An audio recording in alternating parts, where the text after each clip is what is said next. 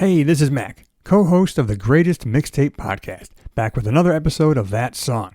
And today I am joined by my guy, Eric. I'm glad I finally get to be on one of these, man. This is great. What song are we going to talk about today?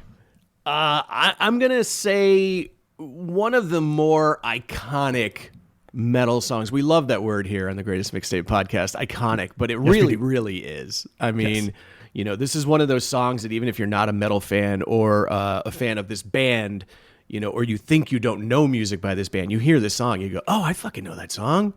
And I'm talking about Walk by Pantera. Yeah. I mean, just that opening riff alone, people know what it is, even if they don't think they know Pantera, like I said. Everybody knows that riff. Absolutely. From the groundbreaking 1992 album Vulgar Display of Power, featuring Phil Anselmo on vocals, Rex Brown on bass, Vinnie Paul on drums, and Dimebag Darrell on guitar, but I don't know if he was Dimebag then. Was he was still going by Diamond Darrell at that point? I think he was still Diamond Darrell, yeah. That's too funny, man. Yeah, they had some pretty hokey names before they really blew up. I mean, Rex Brown was Rex Rocker. Rex Rocker. Like, that's pretty amazing. That's pretty sweet. But yeah, that riff, you talk about that riff, you know, Dimebag used to just play that during soundcheck during the Cowboys from Hell tour, and the band just kind of fell in love with it, and that's how the song started. That's so amazing too, man, because it's a super simple riff, not to take anything away from the song. Right. It's an amazing riff, but it's really simple. But it's just that it's such a cool sound, it's such a cool tone, and it's just repetitive and, you know, plodding. And I mean, Walk is the perfect name to go along with that riff. Oh yeah. I mean, it's perfect. And the song itself, you know, the message of the song, you know, take your fucking attitude and take a walk, man. I mean, it's Yeah, it's pretty badass. I mean, that album in general, I mean, I know Cowboys from Hell was the album that solidified Pantera's sound as we know it today. But I still feel like Vulgar Display of Power is when it really came together. I think there was still a hint of, you know, their more Van Halen sound that they had before they went super heavy. You still hear a little bit of that on Cowboys. I mean, Cowboys is still a heavy album, don't get me wrong. But I mean, I still feel like there's a slight element of that in there. And then by the time Vulgar Display came out, I mean, they had pretty much just abandoned that and just got super heavy. And again, that's the song that just, you know, kind of put that album on the map.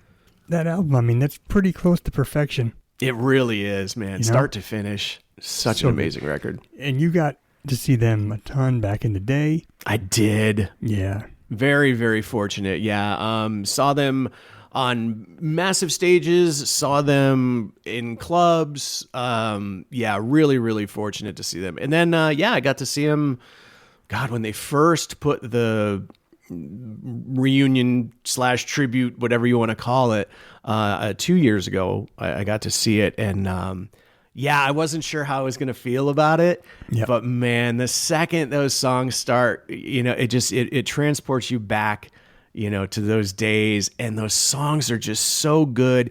And I think I'd said this on a full episode before that they did it very well. I was a little nervous. I'm a huge Pantera fan, obviously a huge, you know, Vinnie Paul and Dimebag fan.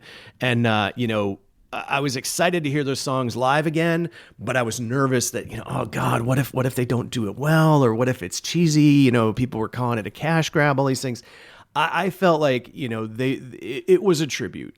You know, Vinny and Dime's faces were all over that stage. They mentioned them numerous times throughout the set. I mean, you know, they weren't trying to be like, oh, this is the new Pantera. This is like, look, we're going to take, you know, our buddies out. I mean, you know, and Charlie Benante and Zach Wilde, you know, fill in those slots. I mean, those are pretty heavy hitters too, man. That's, big shoes to fill, but they do a great job. They really do, man. They really do. And I thought it was very well done. I no longer thought of it as, you know, a cash grab or anything like that. I think they, you know, they still love those songs. And it was cool to see a lot of younger cats too, man. I saw it. It was at a huge music festival, and so I mean, there's tens of thousands of people outside, and I'm watching 16, 17-year-old kids just with the horns up in the air and just rocking out to Pantera, and I'm like, these kids weren't even born when half of this stuff came out, and they were loving it, man. So I'm all for it, man. I give it a thumbs up. Not that my opinion makes a shit of difference in the world, but I thought it was pretty cool, man. I'd see it again. Easily one of the best and most fun sing-along choruses of any heavy metal song of all time. Like, I mean, again, even if you're not a fan of the band, like you said, you know the riff. Sure. And when it comes time for that chorus, you know it. Oh, yeah. And again, you can't help it. The chorus, it's just as simple as that riff, man. Respect, walk. And you just say it over and over again, and fists in the air, everybody just, I mean, your throat is sore at the end of a Pantera set from just, screaming and barking and good stuff. Right on, man. Right on. Hell yeah. All right. I hope you enjoyed this episode of That Song. Be sure to check back next week for a new episode and also catch up on any regular full-length episodes of the Greatest Mixtape Podcast. Thanks for listening.